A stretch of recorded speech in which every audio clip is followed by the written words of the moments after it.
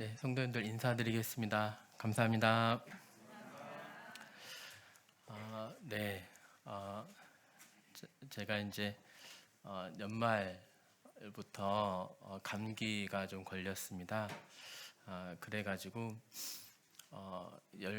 열이랑 몸살은 별로 없는데 몸 컨디션이 자꾸 좀 떨어지고 잔기침이 좀 계속 나오고 했는데 지난 한 월요일부터 조금씩 조금씩 좀 좋아졌습니다. 감기에 보통 좀 제가 좀 잘 안 걸리거든요. 그리고 또 보통 한 일주일이면 걸려도 일주일이면 낫고 했는데 이번에는 독감 예방 접종도 하고 했는데도 3주 정도나 이렇게 좀 가가지고 내 몸이 이렇게 많이 좀 약해졌나 하는 그런 생각도 좀 들고 있습니다. 교회 안에 많은 성도님들 요즘에 좀 독감으로 또 고생하시는 것 같아요. 또 산모 우리 자매님들 계신데 산모님들도 고생 많이 하시는 것 같은데 기도가 이렇게 좀 더 필요한 것 같습니다.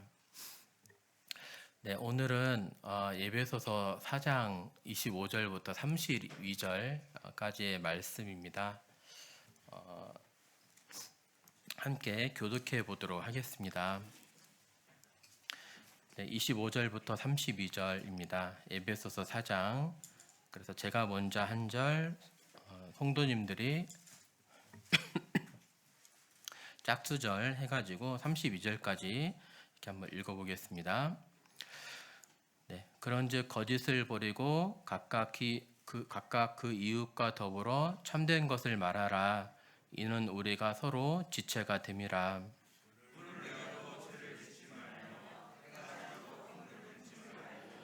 마귀에게 틈을 주지 말라.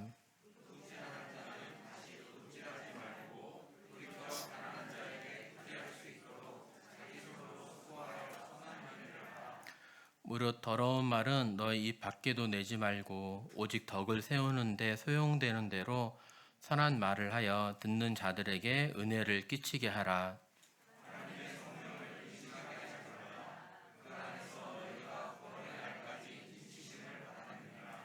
너희는 모든 악독과 노함과 분냄과 떠드는 것과 비방하는 것을 모든 악의와 함께 버리고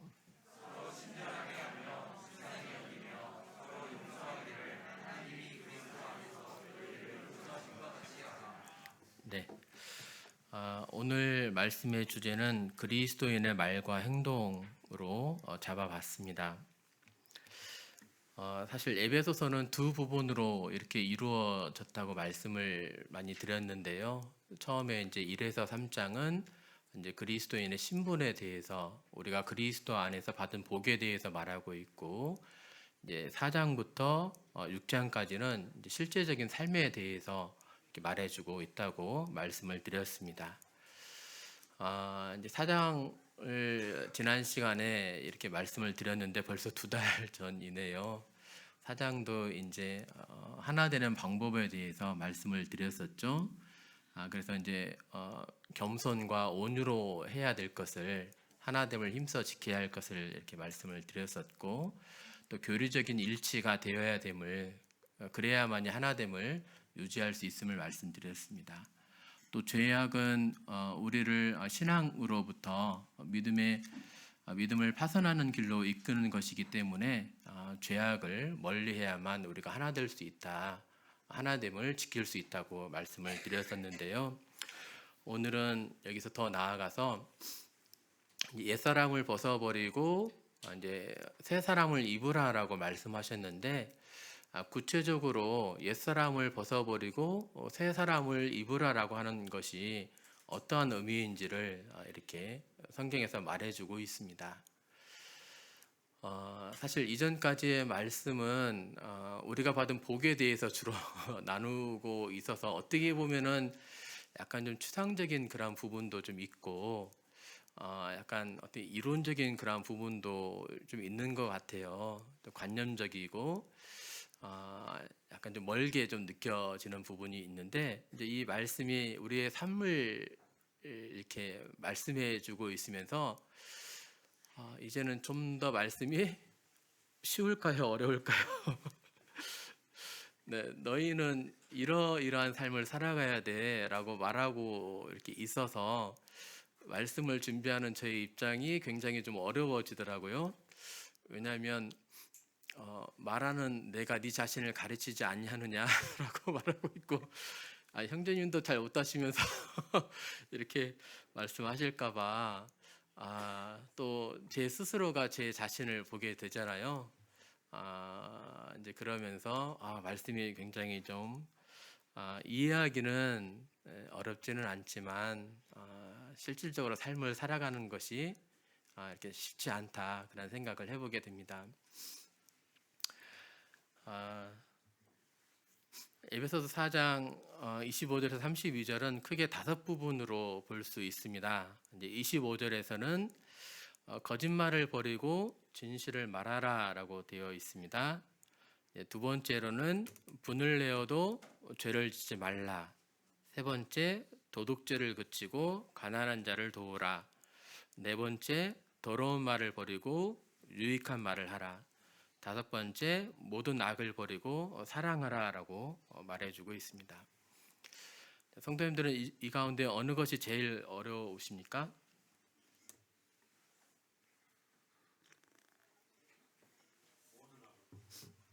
네, 5번이요. 모든 악을 버리고. 네, 어떻게 보면 종합적인 말이기도 하죠. 네, 제 개인적으로는 2번이 좀 어렵더라고요. 분을 내어도 죄를 짓지 말며. 우리가 분을 안 낼 수가 없잖아요. 아이가 시험 성적표를 받고 왔는데 찍어도 나올 만큼의 점수를 가지고 예, 한 번도 받아보지 못한 그런 점수를 가지고 왔을 때, 네, 영진아, 아빠의 친구들의 자녀들은 말이지 하면서 네, 민족 사관 고등학교는 왜 이렇게 가는 사람들이 많지? 막 하면서 상상고는 기본이네. 의대들은 왜 이렇게 또 많이 가지? 다 그러는가 보구나. 그런데 앞에 있는 전주고를 놔두고 왜 제일고를 가지? 네, 내신을 잘 따려고 하는가 보다.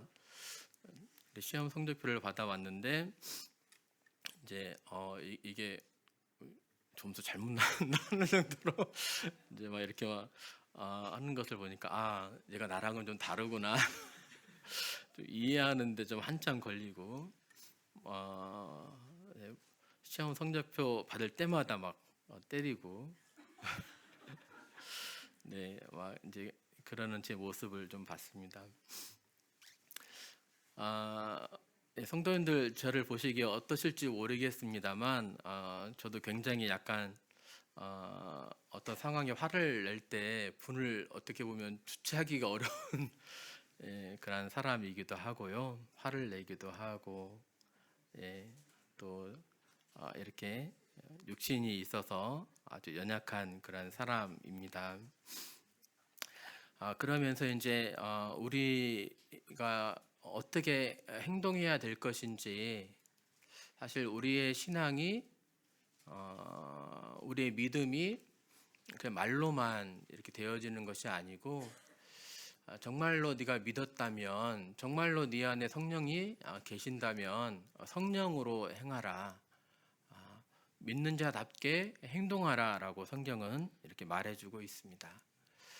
그러면서 내 자신의 연약함을 바라보게 되고 또 하나님의 말씀의 아름다움을 또 주의 말씀이 얼마나 아름답고 진리인가를 이렇게 확인해 볼 수가 있는 것 같아요.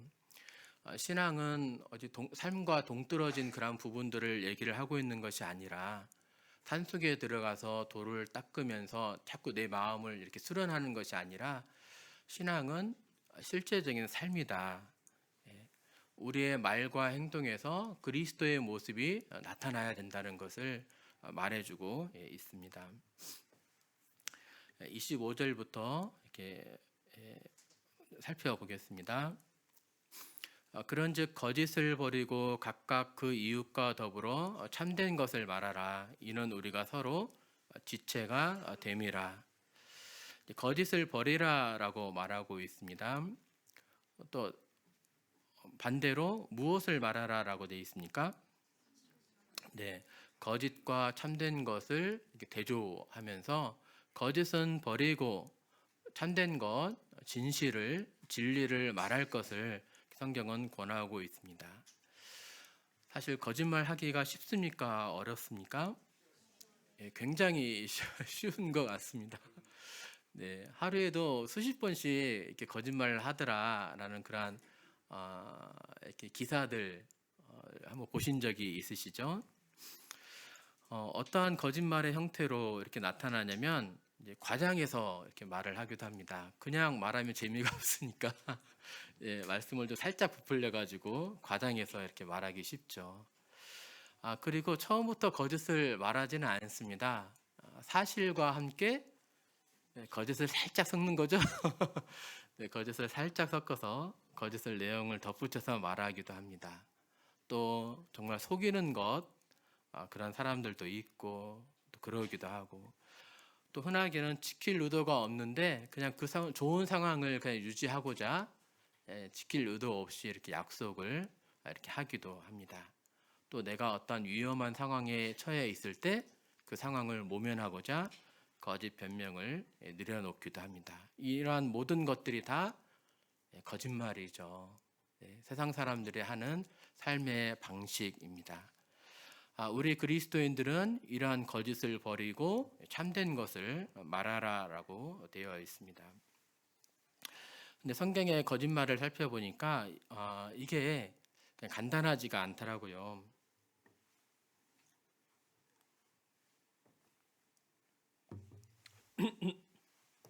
네, 죄송합니다. 요한복음 8장 44절에 보면 너희는 너희 아비 마귀에게서 났으니 너희 아비의 욕심대로 너희도 행하고자 하느니라.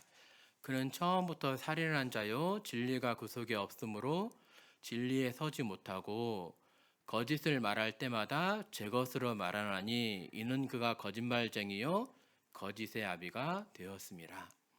예, 사단의 특성이 나오고 있습니다. 사단은 어떠한 자입니까? 첫 번째로는 그는 살인자입니다. 그는 처음부터 살인한 자입니다. 두 번째 특성은 무엇입니까? 거짓말장이입니다. 거짓의 아비라는 얘기예요. 거짓의 아비라는 얘기는 거짓의 자녀들도 있겠네요. 거짓말하는 자들은 사단의 자녀들의 특성이 되겠습니다. 사단의 행동 원리가 거짓이고 사단의 자녀들 또한 거짓말을 주로 이렇게 하게 되는 것입니다. 그래서 내 입에 아직도 거짓이 있다면 이게 사단의 행실인데 라는 것을 우리는 인식하고 거짓을 버려야 될 것입니다. 또 하나님의 나라를 유업으로 받지 못할 자, 구원받지 못한 자라는 얘기죠. 이렇게 나오고 있습니다. 도적이나 탐욕을 부리는 자나 술 취하는 자나 모욕하는 자나 속여 빼앗는 자들, 속이다라는 거죠. 하나님의 나라를 유업으로 받지 못하리라라고 되어 있습니다.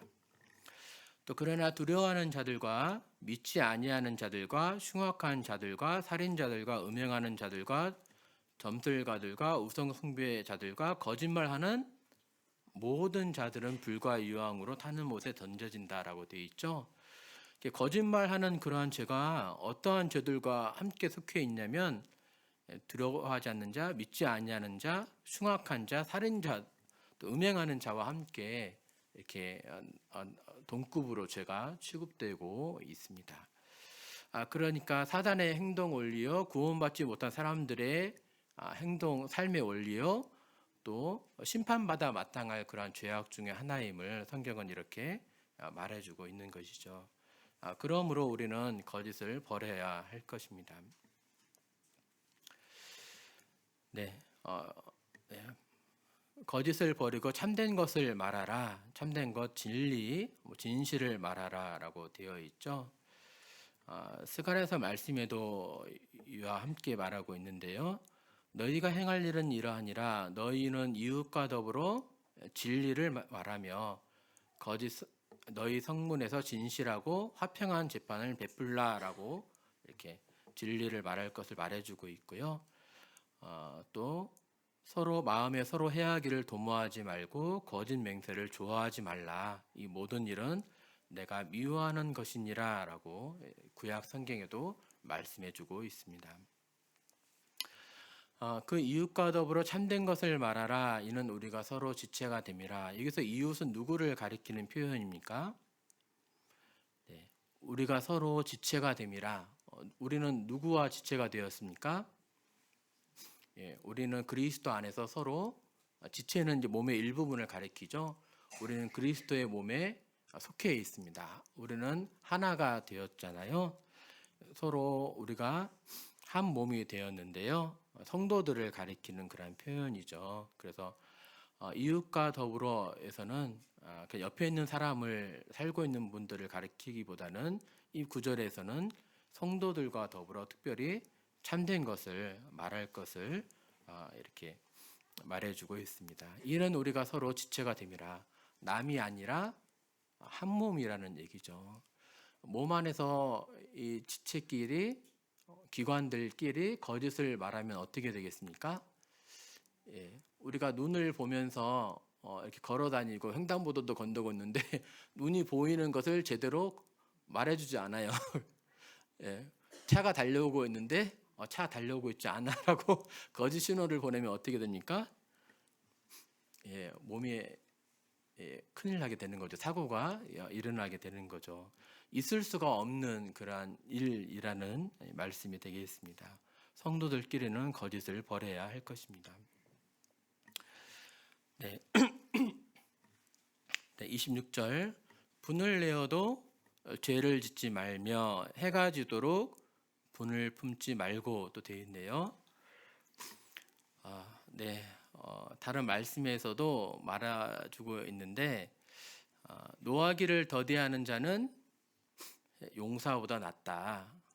또 자기의 마음을 다스리는 자는 성을 빼앗는 자보다 낫다. 내 사랑하는 형제들아 너희가 알지니 사람마다 듣기는 속히 하고 말하기는 더디하며 성내기도 더디하라 라고 되어 있습니다. 분을 그치고 노를 버리며 불평하지 말라. 이제 분을 그치고 또 성내기를 더디할 것을 말해주고 있죠. 노하기를 더디하는 자는 용사보다 낫다라고 하는 표현을 볼 때 노하는 것이 쉬운 일임을, 그치는 것이 무척 어려운 일임을 이렇게 말해주고 있죠. 분을 내어도 죄를 짓지 말라라고 말하고 있습니다. 그러면 분을 내어도 된다는 말씀입니까? 분을 내어도 될까요? 네, 성경은 어느 정도는 어떠한 상황에 있어서는 분을 내어도 될 것을 말해주고 있습니다. 혹시 가령 이러한 일들을 생각을 해볼 수가 있겠습니다. 길을 가다가 우리 아버지가 굉장히 막 모욕과 수치를 막 당하고 있는 거예요. 그럼 가만히 있어야 되나요? 가만히 계시는 거죠? 잘못하지도 않았는데 막 어머니가 굉장히 막 이렇게 어려움을 막 당하고 있어요. 그러면 가만히 계십니까? 네, 아니죠. 여기에 더해서 어떤 하나님의 이름이 모욕을 받고 있고 또 하나님은 살아계시지 않다라고 말하고 있고 막 이러한 부분에 대해서도 우리는 잠잠해야 됩니까? 예, 그러지 않다라는 얘기죠. 우리는 때로는 의로운 분노가 있을 수 있습니다. 이해되시죠? 의로운 분노가 우리는 있을 수 있어요. 또 악에 대한 분노도 있을 수 있습니다. 자녀들이 악에 사로잡혀 가서 잘못된 길로 가고 있어요. 그럴 때 우리 어떻게 해야 됩니까? 화를 내야 됩니다. 따끔하게 지적을 해줘야 됩니다. 불의와 부도덕, 불경건, 죄에 대해서 거짓 진리에 대해서 우리는 의로운 분노를 낼 수 있습니다. 그런데 여기에서의 이제 분노는 이기적이지 않고 하나님과 다른 사람을 향한 사랑에 근거한다는 것을 알 수 있습니다. 동의하시죠? 네.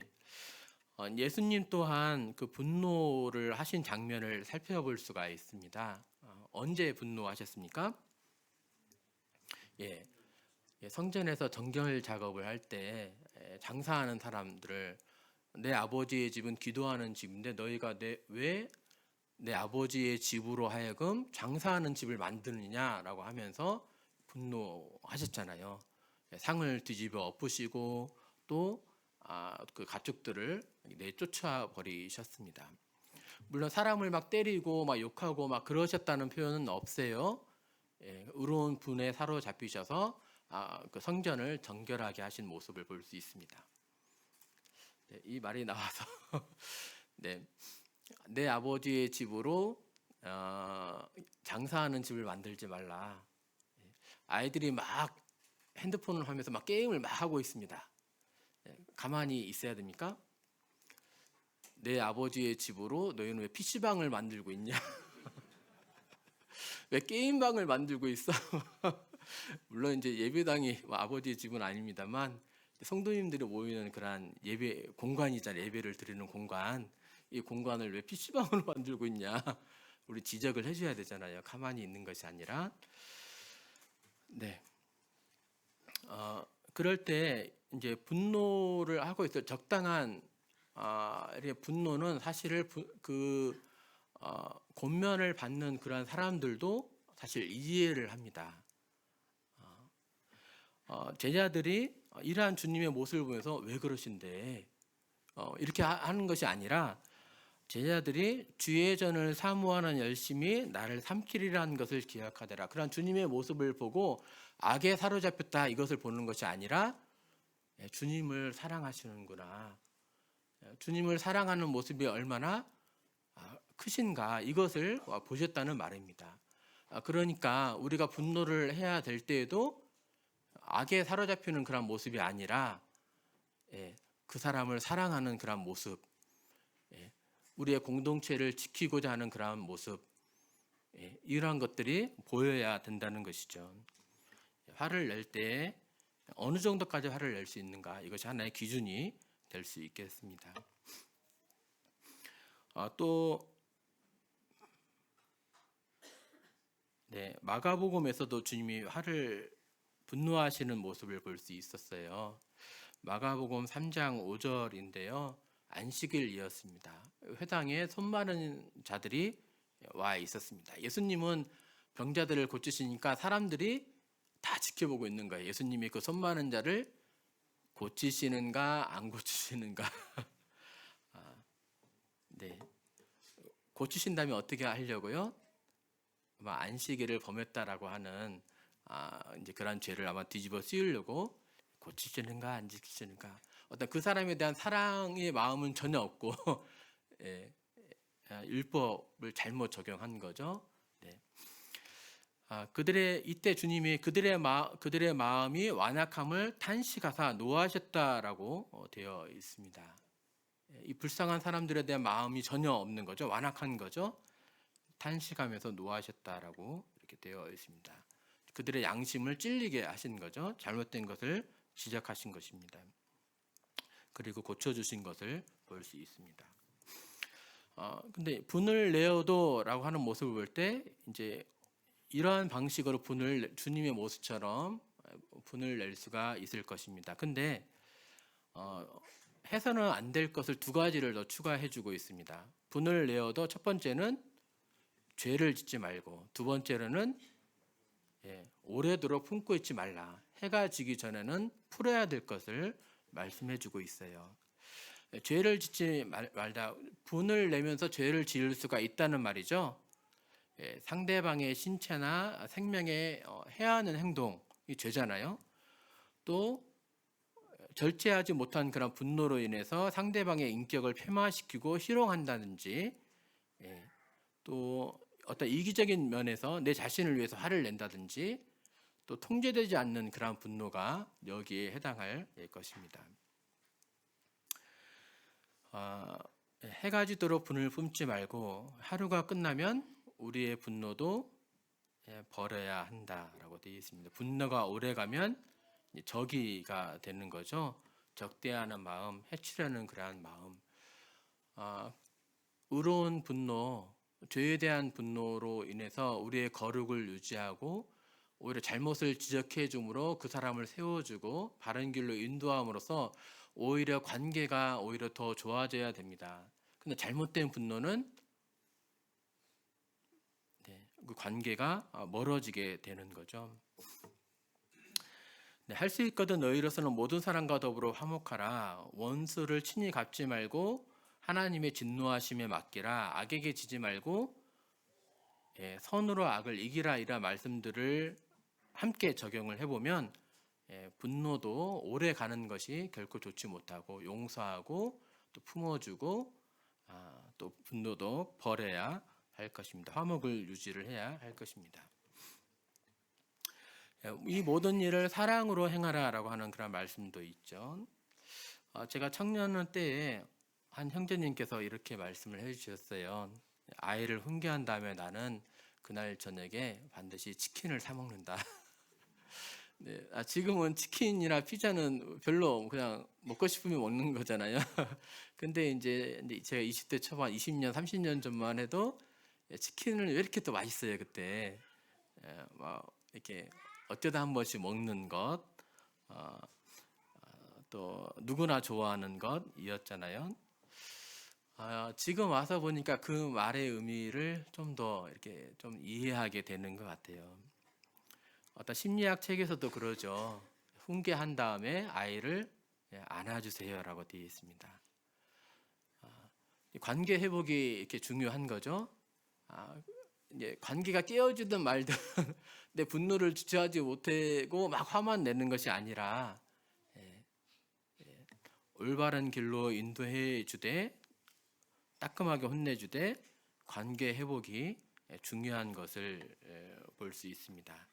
관계가 멀어지면 사단이 또 이 틈을 노리게 되는 거죠. 관계를 성도와 성도와의 관계, 아버지와 어머니, 부부간의 관계, 또 부자 관계, 관계가 무너지면서 서로를 미워하게 만듭니다. 또 하나님으로 또 멀어지게 만들고 또 자기 연민, 독선, 복수심, 또 하나님의 거룩한 뜻 범하기 등으로 이 분노가 이렇게 이어질 수 있겠습니다. 네, 그다음에 28절 보겠습니다. 도둑질하는 자는 다시 도둑질하지 말고 돌이켜 가난한 자에게 구제할 수 있도록 자기 손으로 수고하여 선한 일을 하라라고 되어 있습니다. 도둑질하지 말라라고 되어 있는데요. 도둑질은 10계명 중에서도 나오게 되죠. 5계명이 부모 공경이고 살인, 간음, 도둑질 이렇게 해서 6, 7, 8 8번째 계명이 도둑질이 되겠습니다. 도둑질하지 말고 어떻게 하라고 또 되어 있습니까? 도둑질과 반대되는 그런 개념으로 자기 손으로 수고할 것을 도둑질해서 쉽게 얻지 말고 자기 손으로 수고해서 너의 필요를 또한 너의 가족의 필요를 채우라라고 말해주고 있습니다. 데살로니가 후서에서도 이렇게 볼 수 있죠. 누구든지 일하기 싫어하거든 먹지도 말게 하라라고 되어 있고 조용히 일하여 자기 양식을 먹으라라고 되어 있습니다. 그러니까 우리가 일하는 것이 하나님의 뜻인 것입니다. 또 여기서 선한 일이 무엇인지를 말해주고 있는데요. 다시 한번 읽어보면 도둑질하는 자는 다시 도둑질하지 말고 돌이켜서 가난한 자에게 구제할 수 있도록 자기 손으로 수고하여 선한 일을 하라. 이 구절에서 보면 가난한 자에게 구제할 수 있도록 수고하여 선한 일을 하라. 선한 일은 무엇을 가리키는 표현입니까? 예, 맞습니다. 구제를 가리키는 표현입니다. 성경에서는 구제를 선한 일로 이렇게 말해주고 있어요. 구제하고 계십니까? 가난한 사람들의 필요를 채워주고 계십니까? 우리는 성경의 이 말을 기억을 해야 할 것입니다. 여기서만 말하고 있는 것이 아니라 가난한 자의 필요를 채워줄 것을 돌아볼 것을 여러 구절에서 볼 수 있습니다. 잔치를 베풀거든 차라리 가난한 자들, 몸 불편한 자들, 전원자들, 맹인들을 청하라. 그리하면 그들이 갚을 것이 없으므로 너에게 복이 될 거다. 하나님이 갚아주신다는 거죠. 범사에 여러분에게 모범을 보여준 바와 같이 수고하여 약한 사람들을 돕고 주 예수께서 친히 말씀하신 바 주는 것이 받는 것보다 복이 있다 하심을 기억하여야 할지니라.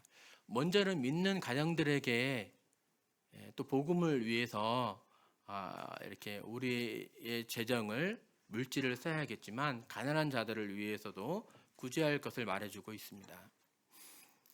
야고보서에서는 경건이 무엇인지를 말해주고 있죠. 경건은 무엇입니까? 물론 하나님의 말씀과 기도로 거룩하여짐이니라 라고 말하고 있습니다. 말씀과 기도로 거룩한 삶을, 경건한 삶을 살아갈 수 있습니다. 근데 단순히 말씀과 기도만 말해주고 있지는 않아요.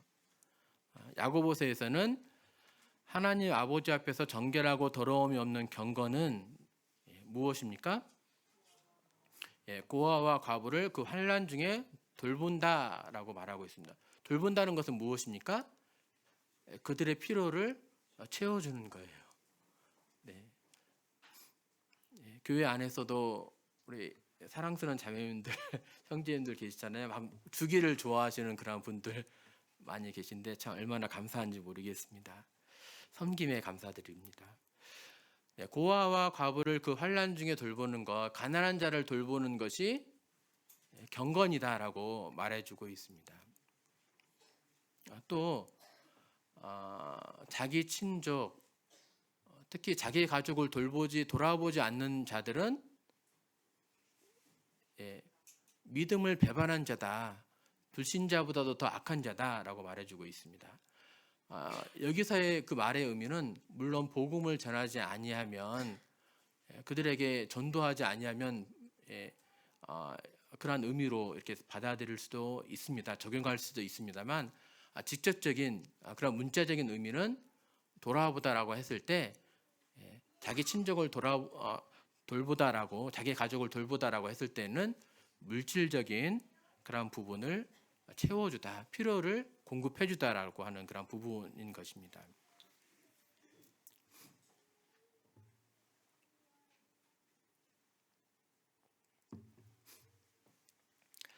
네, 이 선한 일의 결국은 구제라는 그런 면을 살펴봤는데요. 여기서 이제 좀 더 확장해서 말씀을 드릴 수가 있을 것 같아요. 돈에 대한 균형 잡힌 시각을 우리는 또 가질 수가 있겠습니다. 성도님들, 돈은 경건에 방해가 된다고 생각하십니까? 어떻게 생각하십니까? 돈은 경건에 방해가 됩니까?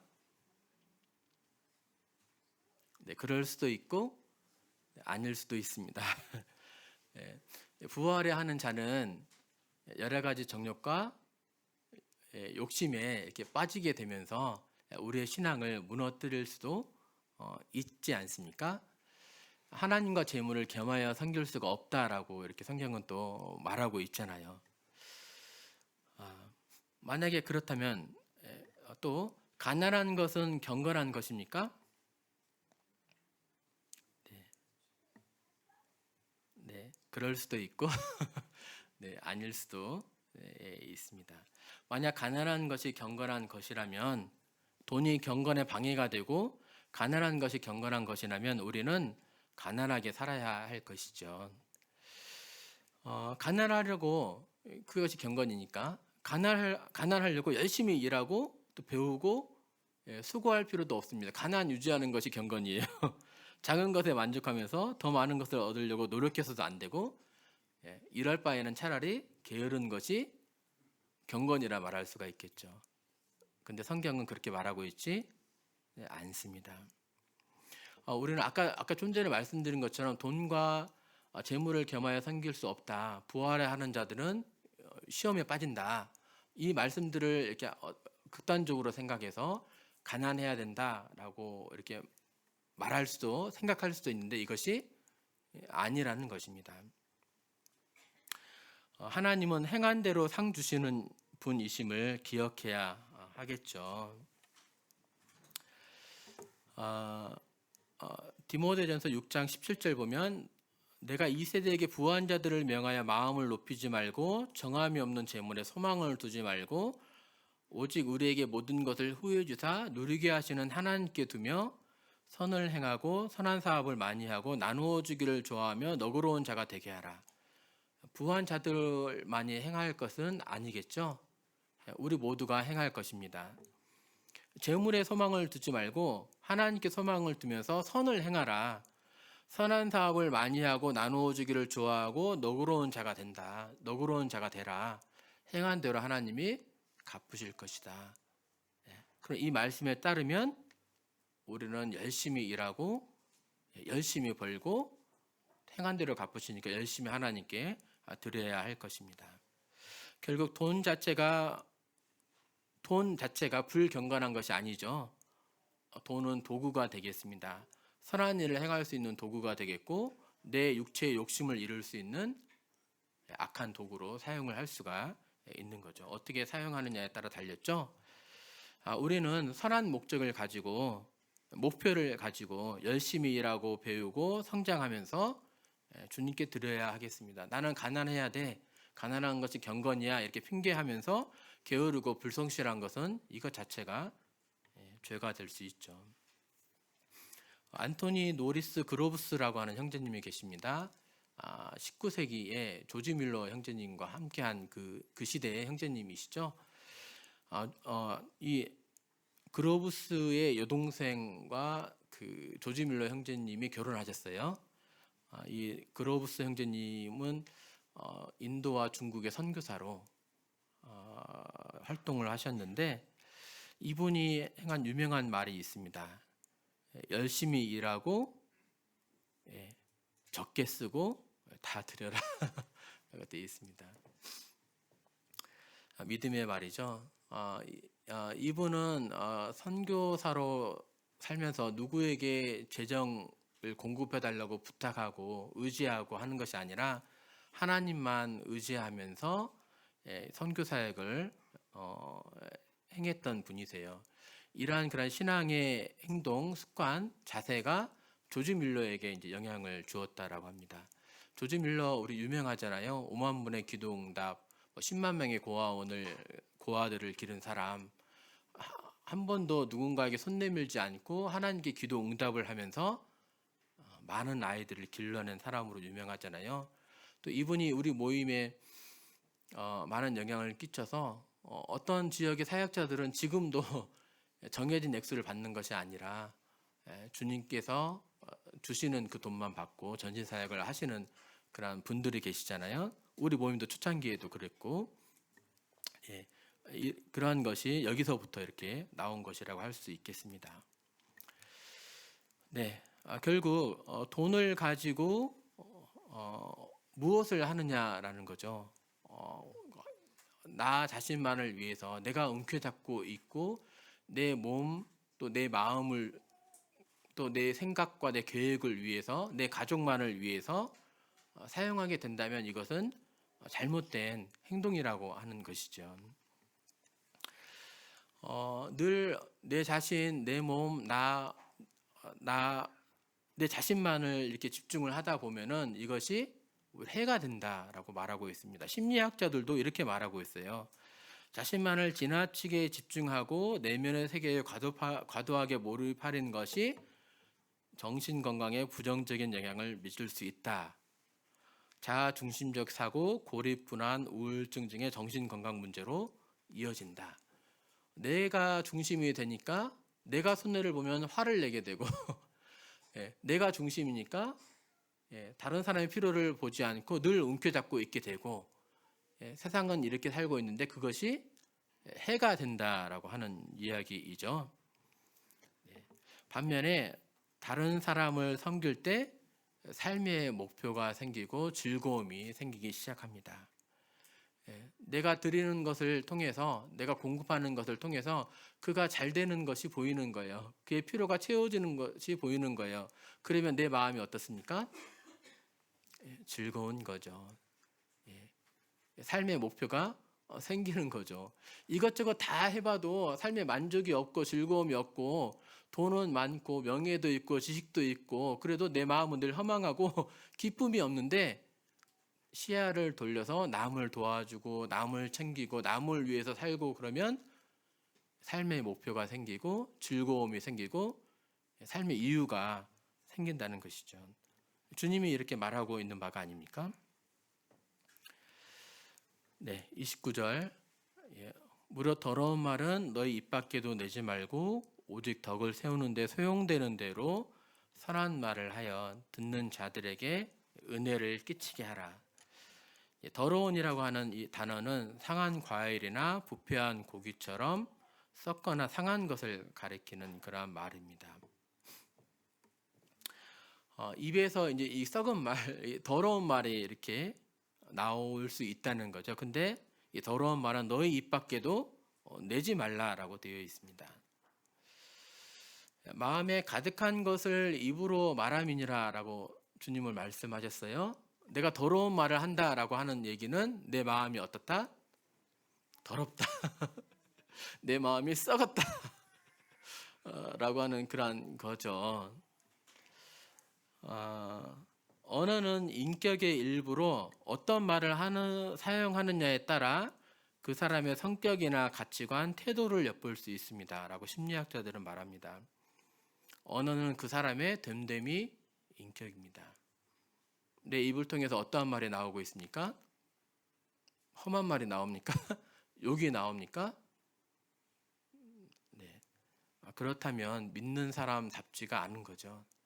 늘 거짓말하고 늘 욕하고 늘 험한 말을 하고 그렇다면은 구원을 되돌아봐야 됩니다. 이해되시죠? 거짓말이 사단의 행동 원리가 되겠습니다. 마음이 썩었기 때문에 썩은 말이 이렇게 나오는 것입니다. 그렇다면 내 안에 주님이 계시지 않는다라고 하는 그런 말일 수도 있는 거죠. 물론 우리도 연약한 육신을 가지고 있어서 이럴 수 있기 때문에 하지 말라는 것입니다. 더러운 말은 너희 입 밖에도 내지 말라. 하나님의 사람답게 선한 말을 해야 할 것입니다. 덕을 세우는데 소용되는 대로 그 순간의 필요에 따라서 덕을 세우는 그런 말을 하라. 힘을 주고 격려해주고 그 사람을 지지해주고 또 북돋아 주어서 그 사람을 살리는 그런 말을 해야 되고 어떤 말을 통해서 그 사람을 무너뜨리고 좌절케 하고 낭만케 하고 또 말로 인해서 그 사람을 죽음에까지 이르게 할 수도 있잖아요. 그런 말을 하지 말라는 것입니다. 덕을 세우는데 소용되는 대로 선한 말을 해서 듣는 자들에게 은혜를 끼치게 하라라고 되어 있습니다. 너희 말을 항상 은혜 가운데서 소금으로 맛을 냄과 같이 하라. 음식이 싱거우면 맛이 없습니다. 근데 적당하게 소금을 딱 치면은 그 음식이 살잖아요. 아주 맛있는 음식이 되잖아요. 소금으로 맛을 냄처럼 그 사람에게 생명이 되어주는 말, 그 사람을 세워주는 말, 은혜를 끼치는 그러한 말을 해야 할 것입니다. 물론 우리가 늘 언제나 은쟁반의 금사와 같은 그런 말을 늘 언제나 할 수는 없겠죠. 근데 적어도 더러운 말을 하지 말고 사랑으로 또 은혜로 작은 말이라 할지라도 해야 할 것입니다. 하나님의 성령을 근심하게 하지 말라. 그 안에서 너희가 구원의 날까지 인치심을 받았느니라. 즉 더러운 말은 하나님의 성령을 어떻게 할 수 있다? 근심하게 할 수 있다.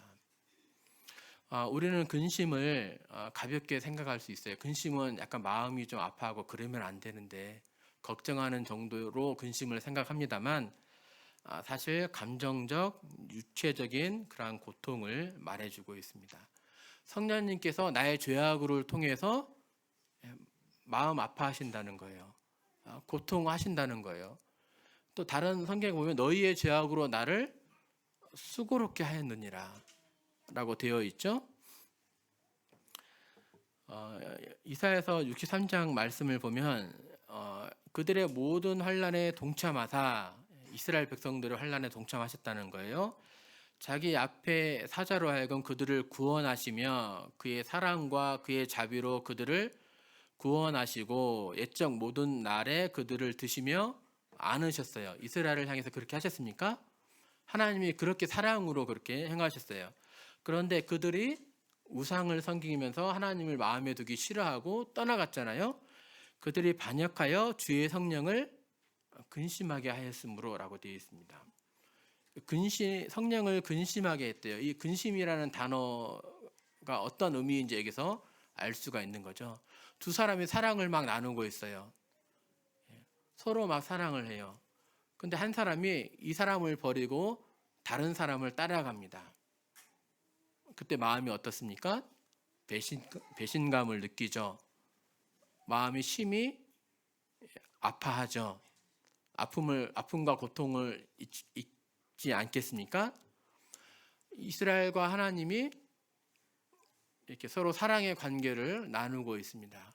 근데 이스라엘이 하나님을 버리고 다른 이들에게 가는 거예요. 그럴 때 하나님의 마음이 근심하셨다라고 되어 있습니다. 이 근심의 의미가 무엇입니까?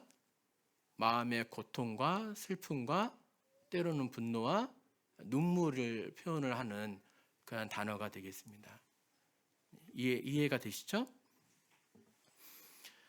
네.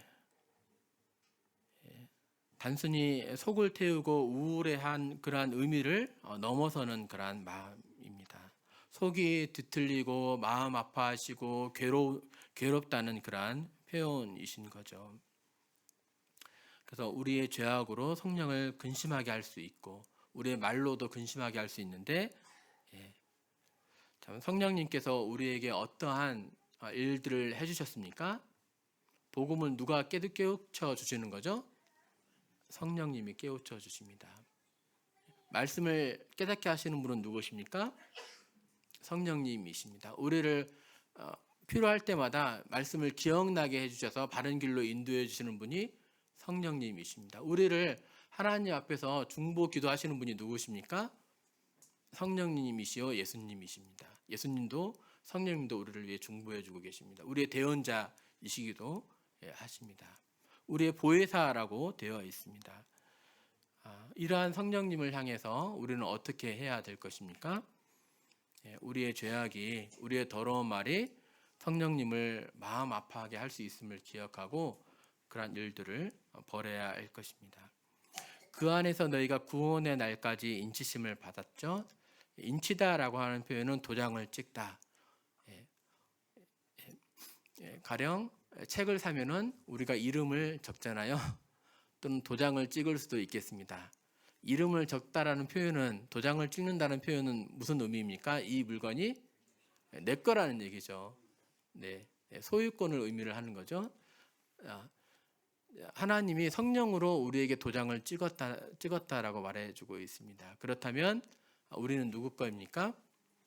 하나님 거라는 얘기죠. 근데 도장이 지워집니까? 안 지워집니까? 결코 지워지지 않습니다. 그래서 구원의 영원성, 영원한 안전을 이렇게 얘기를 해주고 있고 성령님이 우리와 늘 항상 함께 하시는 거죠. 내가 세상 끝날까지 너희와 항상 함께 있으리라. 주님은 올라가셨지만 성령님을 보내주셔서 성령 하나님을 통해서 예수님은 우리와 늘 함께 하고 계십니다. 데살로니가전서 5장 10절에 이렇게 말씀하고 계세요. 예수께서 우리를 위하여 죽으사 우리를 하여금 깨어 있든지 자든지 자기와 함께 살게 하려 하셨느니라. 깨어 있든지 자든지 자기와 함께 살게 하려 하셨대요. 깨어 있어도 함께, 잘 때에도 함께 한다는 표현이죠. 깨어 있다, 자다라고 하는 그런 표현의 의미는 무엇입니까? 살아있고 죽음을 가리키는 표현일까요? 윗구절을 보면 오직 깨어 정신을 차릴지라, 깨어 있는 것이 정신을 차린다는 표현입니다. 잔다는 표현은 그러면 정신을 못 차리고 육체적인 그러한 일들을 계속 행하는 그러한 상태. 즉 깨어서는 정신을 차리면서 영적으로 하나님께 드려지는 삶을 살아간다면 잔다는 것은 우리가 우리의 육체의 소욕을 이루면서 연약한 가운데 살고 있다는 거죠. 주님은, 성령님은 언제 함께 하십니까? 우리와 네, 깰 때에만 함께 하시나요? 네, 우리가 자든지 깨어 있든지, 우리가 밤낮 TV 앞에 있든지 성경책 앞에 있든지, 우리가 어떠한 일로 하나님을 마음 아프게 할 수도 있는데 그때에도 주님은 늘 함께 하신다는 것을 알 수 있습니다. 31절 32절 같이 보겠습니다. 너희는 모든 악독과 노함과 분냄과 떠드는 것과 비방하는 것을 모든 악의와 함께 버리고 서로 친절하게 하며 불쌍히 여기며 서로 용서하기를 하나님이 그리스도 안에서 너희를 용서하신 것 같이 하라. 네. 앞에 나와 있는 그 구절들을 요약하는 그런 말씀이 되겠죠. 악독, 적개심이 가득 찬 상태, 노함, 또 분냄, 떠드는 것, 큰 소리로 비난하는 것, 또 비방하는 것, 상대방의 평판에 해를 주는 것, 모든 악의와 함께 버리라라고 말하고 있고, 서로 친절하게 하고 불쌍히 여기고 서로 용서하기를 하나님이 그리스도 안에서 너희를 용서하신 것 같이 하라. 네, 우리는 용서받을 만해서 용서받았습니까? 아니면은 용서받을 만한 못한 그런 자들임에도 불구하고 용서를 받았습니까? 네, 우리에게는 결코 자격이 없잖아요. 네, 우리가 아직 연약할 때에, 아직 죄인 되었을 때에, 또 원수 되었을 때에 우리는 은혜를 입었습니다. 오직 너희는 원수를 사랑하고 선대하여 하며 아무것도 바라지 말고 꾸어주라. 그리하면 너희 상이 클 것이요 또 지극히 높으신 이의 아들이 되리니 그는 은혜를 모르는 자와 악한 자에게도 인자하시니라. 우리는 은혜를 모르는 자, 악한 자에게 치를 달잖아요. 예, 네, 정말 막 가까이 하기도 싫고, 막 때로는 증오하기도 하고, 그러잖아요. 네, 은혜를 모르는 자와 악한 자에게도 인자하신 그러한 하나님이시기에 우리가 구원받았음을 생각합니다. 그래서 내가 너를 불쌍히 여긴 것 같이 너도 내 동료를 불쌍히 여김이 마땅하지 아니하냐라고 주님 말씀하셨는데요. 우리가 받은 은혜를 생각을 해보면서 때로는 내 마음에 많은 상처를 주신 분이라 할지라도 이해되지 않는 그러한 말을 내가 들었다 할지라도 우리는 하나님을 생각함으로 참고 또 용서하는 것이 또 하나님 앞에 아름다운 일이라 생각이 듭니다. 네, 이상으로 말씀을 마치겠습니다.